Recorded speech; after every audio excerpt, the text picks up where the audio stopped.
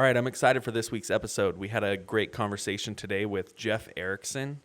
He's currently working with a company called Forecaster. Yeah. He's really involved in the entrepreneur community here in Utah and really well connected. And he had a lot of fun stories about businesses that him and his wife had run and then ventures that he's done on his own as well. So excited for this week's episode. You guys get to learn a little bit more about him.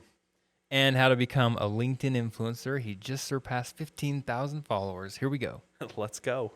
All right. Well, we're so excited, Jake and I, here with the Midnight Founders podcast to get going and talk with Jeff Erickson, who used to be with Carta and built that empire up. And now he's doing something new. And we're going to learn all about that with Forecaster. So with that, we're excited to hear the tidbits of wisdom and just learn your story more. And welcome to the show. Jeff, it's good to have you here. Thanks, guys. Yeah. Oh, this is great. Yeah. All the way from Utah or Salt Lake County down to Utah Up in County. Farmington, Davis County. Even That's further. right. That's Yeah, right. I I forgot had a that's good where you drive. live at. That's right. Cool. Well, to get started, Jeff, we'd just like to get to know some of your background, right? So you've been an entrepreneur for a long time, and maybe a little different sense of the word traditional entrepreneur, right? But you've been doing things with startups for a long time, right? Yeah. So what was your first gig? Do you remember that?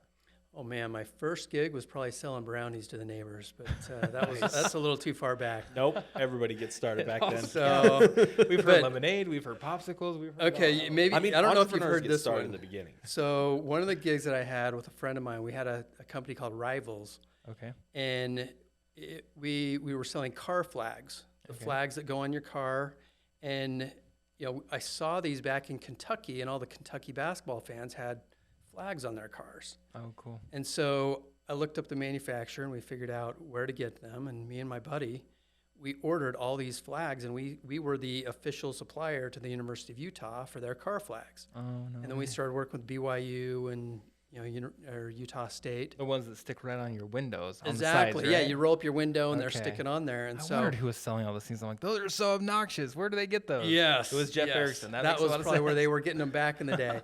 Now we kind of hit it in a crazy time because the Jazz went to the finals the year that we were doing the car flags. Oh, wow. And everybody wanted Jazz flags, and we had cornered the market. And so we had all the Jazz flags. Cool. And my wife was like 8 months pregnant, Oh, and no. we couldn't get rid of all these flags. And we just had all these car flags.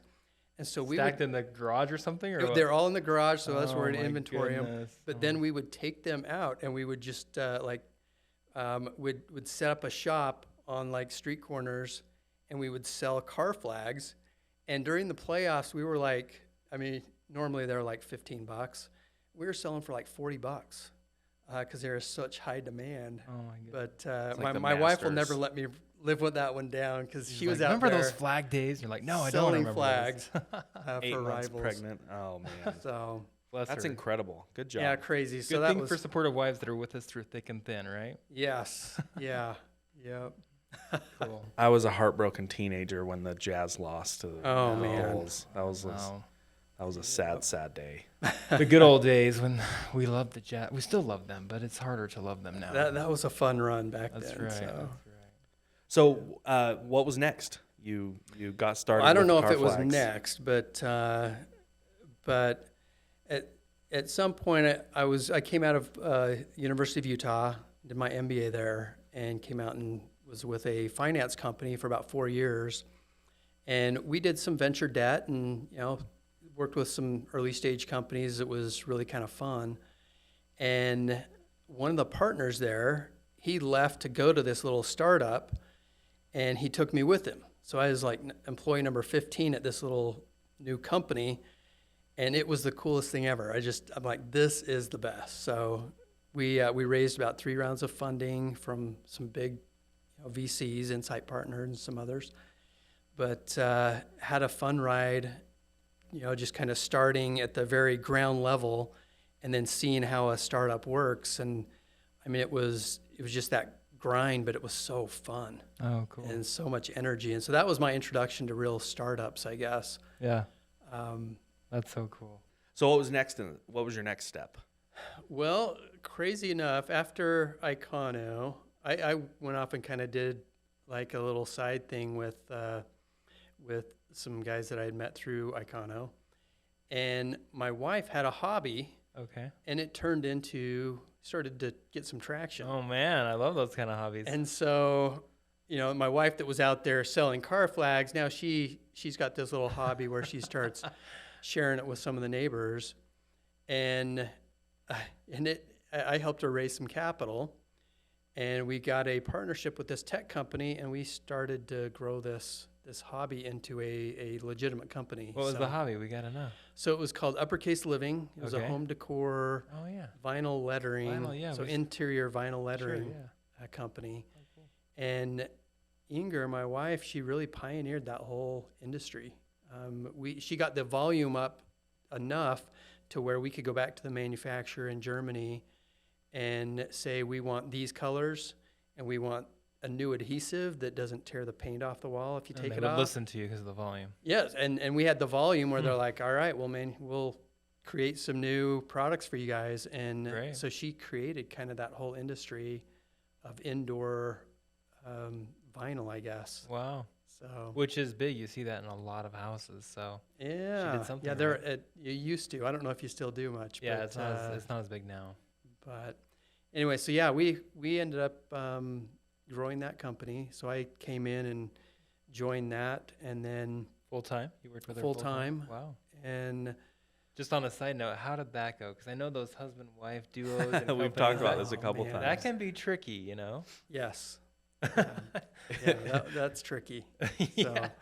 So, and what was even trickier is we had at one point we had 6 co-founders, and so that got tricky as well. Wow. But yeah, we had a good roller coaster ride. We grew the company very quickly. After 4 years, we were at about 40 million in sales and growing rapidly. But then we hit the 2008, 2009 Oh, man. market, The bust. the recession, housing market the bubble. collapse. So, and that impacted our sales pretty significantly. Just because it was a kind of a nice to have product, it wasn't like Yeah, a necessary exactly. product. Yeah, Okay. that and I think the other thing that happened is we were gearing up to sell the company at that point. Oh, And if you look at it, I mean, if entrepreneurs want to learn a lesson, when you're looking at selling the company, what happens a lot of times is the focus on this company was your EBITDA, what's your profit look like, and you're getting a multiple on the profit. And in order to create this EBITDA number that was as big as possible, we started to cut costs. We started doing all kinds of things, not looking forward. And then when the market kind of froze up, there's no way we were selling the company. We were looking really good there for a while. And then all of a sudden it was like, there's no capital. And so now we're stuck with revenues declining and skeleton no long-term planning, and it was pretty tough. So it was kind of riding things up and then trying to navigate things down. not letting them go down. Like hurry. Wait, Oh stop. man, and it's a lot more fun riding up than it is down, because then you have to start making some really tough decisions and letting people go. Just not fun. Did you end up selling eventually, or did you? We what did. you do eventually? Yeah, Okay. we ended up selling the company and actually to a private equity group out of Texas. And sad story there. They kept me on. They had me stay on for 3 years as a CEO, and it was 2 years too long. It was just miserable after Tough. the first year. First year it was we actually were doing quite well, and then. Another ride down from there. Is that what Well, you're not saying? necessarily. It was really that the parent company started, pulling cash out of our company to fund some of their stuff. others, and it ended up destroying multiple companies. Oh, that's too bad. But anyways, I got out of there and took a little break, and then Part of that journey, right? One of Yeah. those Some tough lessons learned. school of hard knocks. Yeah. Oh, totally. exactly. yep. Shoot. And then is that when Carta entered the picture, Jeff? Yeah, Or- I okay. actually took a little break, and then Carta opened up a Salt Lake City office and brought me in at that point. So Pretty early on, right? fairly early on. They'd been around for a while, Okay. but they had about 200, maybe 250 employees at the time. Okay. And by the time I left, a few months back, I think they're at like 1,700 employees. That's So incredible. had a fun ride there. Yeah, you that did. And the cool thing about Carta was it put me right in the middle of the startup ecosystem again. Yeah. And again, more in the tech ecosystem. And so it was a really, really good place to be, and just felt like home. At one point, Jeff, your name was synonymous with cap tables. Anything with cap tables, call Jeff. He knows, right? Yeah, and you're super well connected. I followed you on LinkedIn a little while ago and have been, just connecting with you as much as I can and watching what you're doing. And so how did you get so connected into that? Was it just through Carta, or is that something that you've been passionate about for a while? That deserves its own question. How did you become a LinkedIn superstar, Jeff? Yeah. Because really, like anytime you post, it's superstar lots or and anything, lots of frenzy. I love it.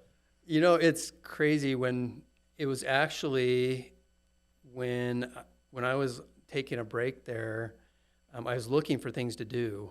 And so I was Besides trying to connect with skiing and people, things, except right? for skiing. Yeah.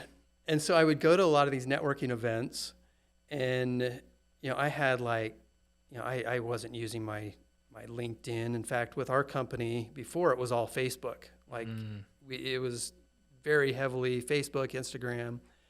And so my LinkedIn presence was, my biggest goal was to get to 500 followers, so that when it says, it doesn't say 156, it says 500 plus. And it's like, okay, so if I can get to 500, that would be great. You've made it to the big time. So, and I just started using that as kind of a way to keep in touch with people and connect with people, or remember who I was connecting with as I'd go to these networking events.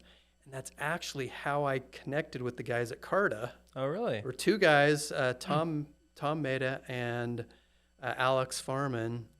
And I found Carta, which was eShares at the time. And I'm like, this is a cool company. And I remember looking at the website, and I think the average age of the employees had to have been like 22 years old or something. It was, and I'm like, there's True no way I tech would startup, fit here. right? Yeah, it was not somewhere I thought I'd fit, but I connected with a couple of the guys there, and they reached out and said, hey, do you know anybody in Utah that we ought to connect with? We're going to come to town. And I'm like, what are you guys thinking? And so we started talking, and that was my intro to Carta. And Cool. so It's a great company. but yeah, that was through LinkedIn. Well, I reached out to Jeff a couple weeks ago on LinkedIn, and he invited me to come up to one of these events and, introduced me to, I would say like a 10-minute window, there was at least 50 people that came up to Jeff, and Jeff Everybody was like, knows hey, meet Jeff. Jake, It's so Jake, awesome. yeah. Oh, How could It you was not? The fun. nicest guy ever, right? Your Oh, networking skills are top notch. So Incredible. it's not a surprise to me to hear that Carta kind of sought you out for that.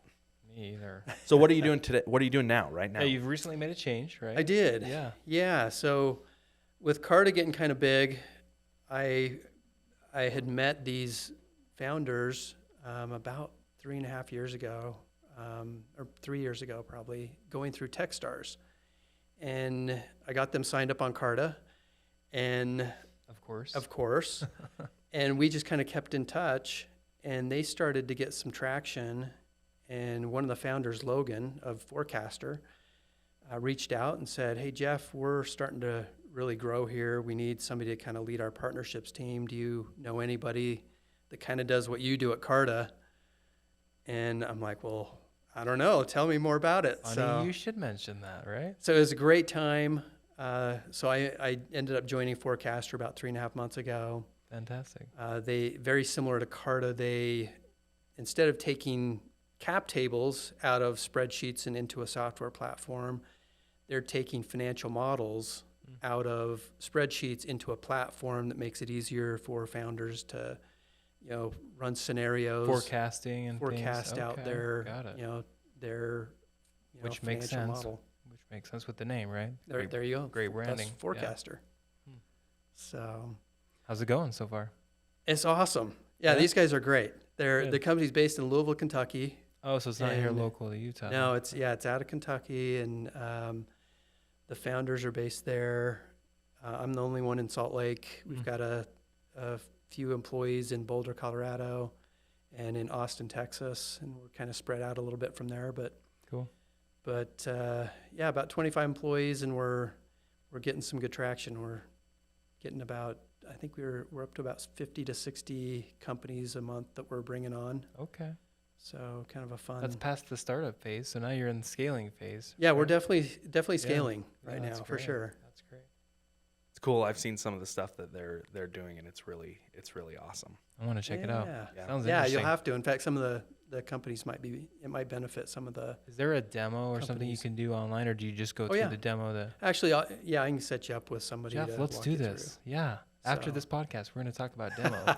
through. Sounds good. So I know you're also doing some angel investing. You've been in this space for a long time. One of the things we like to ask every guest is like, what's a crazy story in entrepreneurship, or what's something in your journey that is unique that kind of sets you apart, or is a fun story? Something about you'll never entrepreneurship? forget. Yeah. We've heard it That I'll all, never right? forget? Yeah. Oh man. Well, I know one of the challenges that I had after we had sold the company, and they put me in as kind of CEO over this new company, and this company's going public, and with this conglomerate of This is back other in the vinyl companies. days, right? In the vinyl days. Okay. So my first week as kind of the CEO of this new entity, I go into, I'm on my email, and all of a sudden everything goes down. Everything shuts down, and we don't have any internet access. And I'm going, okay, what happened? And we're thinking it's just a normal outage. So I'm making phone calls and trying to figure out what happened, and and then I'm thinking, okay, maybe they didn't pay the bills. We're going through this transition, and everything. Yeah. Well, I start getting on the phone with all these providers, and they're like, yeah, we show that your account has expired, and we cut it off, and you guys shouldn't have had access. And I'm like, well, it was working up until like 2 hours ago here, and now we can't manufacture, we can't do anything because everything's offline. We need somebody out here right away to get this taken care of. And they're like, well, no, we would have to set up a new T1 line and everything. It's going to be at least 2 months. And I'm going, 2 months? 2 months, we're out of business. That's a bad day. Yeah. 3 weeks, we're probably out of business. Oh, wow. And all of a sudden, I'm like, what in the world? Yeah. And I just remember going back into the warehouse going, I think we're done. I mean, what else do we do? That is a bad day. And talk about a bad day, and about 4 or 5 hours of just complete stress. And then, after a few more phone calls and people calling me back, we found out that they were looking at the wrong account that had gotten shut down. No way. And there was some other things that they could do, and wrong we had company. somebody come out and fix it. But oh my gosh, I seriously thought that it was like a weekend. We were done. Sure, you're thinking, not on my watch, please. Come on. Oh man. So one thing that I thought was interesting is when you're a founder and everything kind of rolls up to you, the pressure that you feel as a founder, you don't forget. Mm-hmm. And I remember my first, few weeks at Carta, and I came in and I'm in this office, and there's all these people, and I'm like, I've got more of a defined role on, just do this and you're good to go. And all of a sudden 5 o'clock rolls around and people are leaving. I'm going, whoa, where's everybody going? And it's seriously, I was telling people, it felt like a vacation, because it was all of a sudden, it was kind of this, the pressure didn't roll up to you to where you're always on. There was actually, you could actually take vacations. You could, turn your mind off and go on a vacation. So it was really, it made me appreciate what founders go through, and, the stress that comes along with having everything kind of roll up to you. How did you handle that stress when you were in those moments where everything had to be solved by Jeff? Yeah, I don't know. Probably not that well. I don't know. I don't believe that. I think it's good to have people that you can talk to. Yeah. And, I mean, I look at something I didn't have for a while was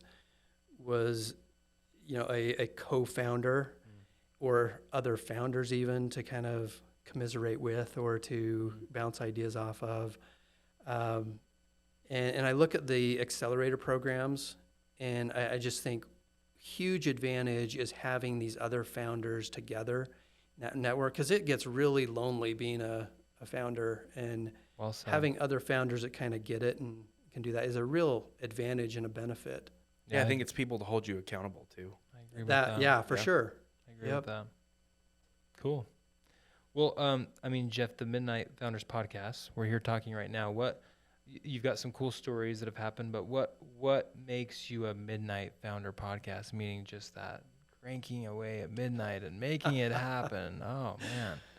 Okay, this goes back to Icono, because Okay. when I was at Icono, there was this energy, and I remember we're in Utah, and this was back before Utah was a tech hub, and Still Geneva still land and Yeah. farmland, right? yeah, and so I remember the CEO telling us that, if we're gonna be like a Silicon Valley company, there's no such thing as 9 to 5. It's like, we're doing this because we've got this vision and we're going to make this happen. And everybody in the company was kind of jazzed about this. And so there's this energy.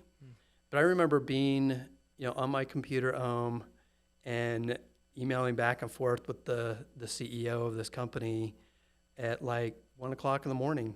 And I'd ping him and he'd answer. And I was like, well, I guess that's just how it is.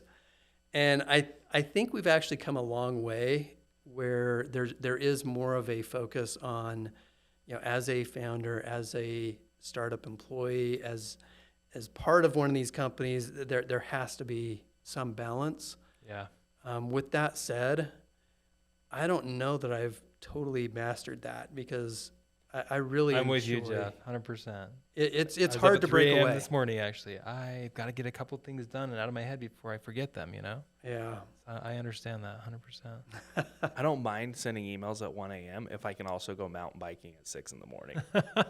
That's how I find there the you There go. balance. there is a love it. trade-off there. I That's love true. Yeah. So, Well, Jeff, who would you say? I mean, you talked about a co-founder and having that mentorship and thing along the way, and you didn't have that at times in your career. But who would you say you look up to or you try to emulate that really inspires you on a professional level? yeah, good question. I see a lot of founders, and I have way more respect for founders now, and I get asked all the time, like, hey, are you going to start something new? And I've got some little side gigs and stuff, but Cool. I'm like, I would much rather sit on the investor side and have somebody go kind of do what I did there for a while, because it's a lot of work and pain. And so any founder out there has my total respect and admiration. Yeah. There's one of the founders that I invested in. His name's Alex Malebranche. I just remember, him giving it all and just going through all of this. And I remember we've had some great conversations, and I just look up to that guy and pushing through. And whether or not, his venture succeeds or fails, I look to him as like an inspiration, as with all founders. Yeah, that's incredible. You've obviously met a lot of people, and you've learned lessons on your own, and you've probably seen as an angel investor founders learning lessons. What advice do you have for young entrepreneurs that are just getting into it? Yeah, good question. I know one of the things I tell all the startup founders that I work with is make sure you have good, you surround yourself with good people that have experience doing what you're trying to do. Mm-hmm. So mentors, advisors, a really good startup attorney, a fractional CFO if that's needed there. Mm-hmm. I mean, surround yourself with professionals that have done it in your space, and things are going to go a lot smoother. You don't have to figure every single thing out by yourself. Well said. So that's one thing. The other thing I would say is something I hope I've instilled in my kids is don't be afraid to fail. Look at it as you're learning. Everything you're doing, you're learning. And I keep going back to that process of build, measure, learn. And it's all about trying something and being okay to fail fast and learn from it and go, oh, that didn't work. Let's try this. Let's try this. And be in that constant learning mode, I think would, and most founders find that, like kind of natural, I think. Yeah. I think you're right. Yeah, it's something they do easily and naturally and take the feedback when they need it, at least the good founders, right? And I think you're saying all those things. It's awesome. Cool. Fascinating. Yeah. Good story, Jeff. I mean, has all that, it sounds like a lot of it's been here in Utah local, right? You haven't gone to other states? Yeah, it's all been in Utah. So I grew up here and we ran Uppercase Living out of Utah. And it's all happened here locally. That's awesome. What's next for you? Yeah. Forecaster is kind of my focus? full-time gig and where I'm spending my attention. I have a bunch of side things that keep me. What are some of those? I was active. just curious. What is Jeff? So Erickson I do on the started side? something called the Startup Stack, and it's a compilation of offers specifically for startup founders. Okay. You just go to mystartupstack.com, and it's got free different offers, like you can get Carta for free for a period of time, or HubSpot, or different things like that. Oh.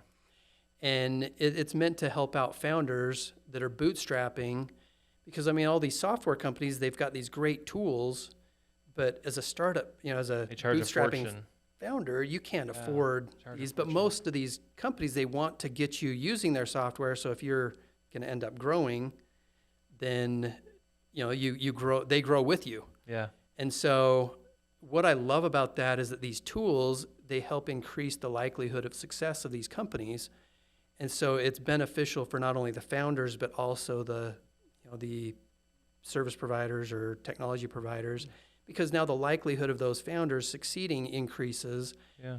And, if they succeed, then the providers succeed as well, because they're used to using their products and They're services. building up their future client That's base. great. Exactly. That's smart. Is that a subscription model, Jeff? Or how do you? No, that's free. You just go okay. to, mystartupstack.com, and, it's open to any founders that want to take advantage of some discounts. And then That's on the so back awesome. end, those that get new additional clients from that website, then there's some sort of back end fee or compensation or something. Actually, not right now. So Okay, so we'll, it still has yet to we'll be be working on monetized. that. So, Okay. It's a benevolent effort. it's right a now. benevolent Next effort right now. Yes. I like it. And that's all right. You can almost That's call it a all right. nonprofit for now, right? You Yeah. get the tax advantages. That's great. That's a cool idea. I That is really fun. like that. So that's been fun. And then I don't know if you guys know Tim Cooley, Love that guy. Yeah, author Park of City. the Pitch Deck book. Mm-hmm. So Tim and I have started a little podcast or webinar podcast Cool. called Pitch Us.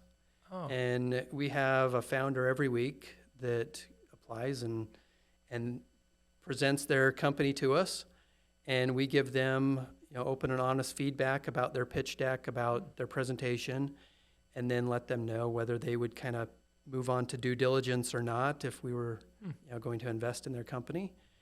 And the benefit we see there is that a lot of times as a founder, you go in and you present to a VC or even an angel investor, and you're told, no, we're not going to invest in you. You're too early, right?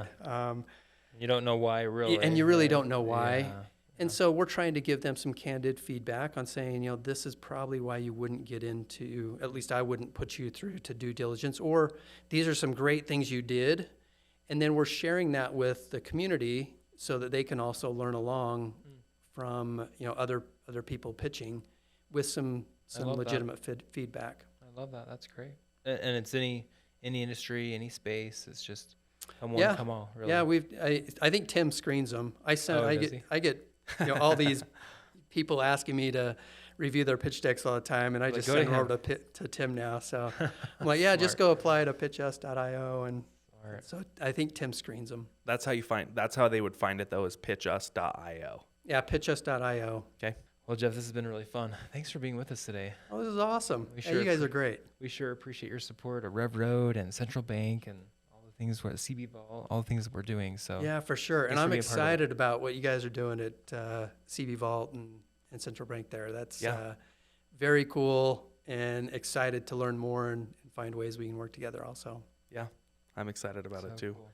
Well, thanks for joining us today. Where do people find you? On LinkedIn? Is that the best place to reach out to you if Yeah, they want to get in yeah, touch? that's probably the We easiest. need to create a new button that says 5,000 plus or 10,000 plus, so you can set a new goal. Well, I think you're over. How many followers are now at 12,000? I'm or pushing something? 15,000. Gonna so say 15, so we need a that's 50,000 button. There you go. I remember the Yeah. day when you sent out the post, hey, I got over 10,000 followers, and that was kind of a cool thing. I know, So- it was cool. It was like, wow, it started with like 500. 5 That's people. all we Yeah. know. Yeah, and a goal of 500. Very cool. And more than anything, it's just kind of fun to, be able to connect with so many people. And I've seen some real benefits there. I mean, I've connected with people that or companies I've invested in that I would have never known about through LinkedIn. Yeah. Doesn't it feel like people will respond more on that platform than, say an email or something? I mean, Yeah, a lot in of a times. lot of instances, right? Yeah. Cool. Yep. Well, Jeff, thanks again. Yeah, for being thank on the you. podcast. Thanks for having me. We'll see you soon. Take Sounds care. great. Thanks, guys.